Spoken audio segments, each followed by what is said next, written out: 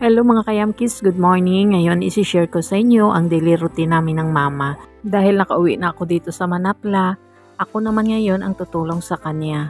Dahil ang kapatid ko na tumutulong noon sa kanya ay may mga anak din na hatid sundo sa school nila. Pagising ako mga 2 o'clock, but si mama 1 o'clock pa lang gising na. At ang una kong gagawin, sasaing muna saka natutulong kay mama. At wala na pala akong ibang gagawin pa dahil na-prepare na ni mama lahat ng mga lulutuin niya. At ayan, sabi niya sa akin, ang lulutuin ko na lang daw yung pritong isda at saka yung bihon gisado niya. Paupo-upo lang muna ako dyan dahil busy pa yung 2 kalan na pinaglulutuan ni mama. Dahil pagkatapos niyan ay ako na yung luluto ng iba. At ang niluluto ngayon ni mama ay tinulang isda at chicken tinola.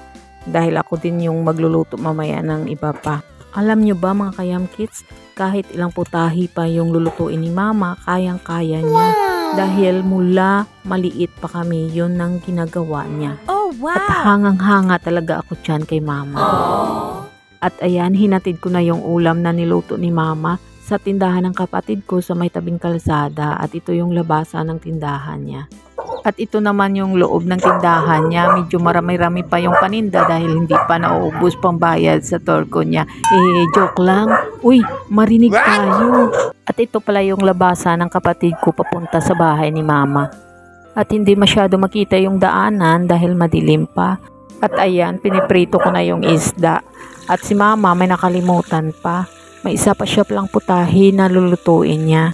Ayan, parang papasuin pa ako ng isda na to ah. Ayan, at dahil luto na yung isda, nagluto na rin si mama ng putahe na nakalimutan niya.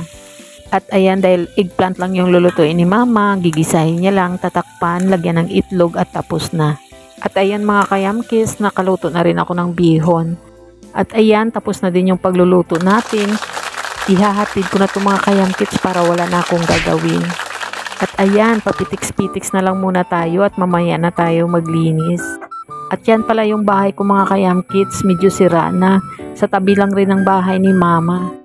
At ayan yung tindahan ng kapatid ko. At sa isa ko pang kapatid.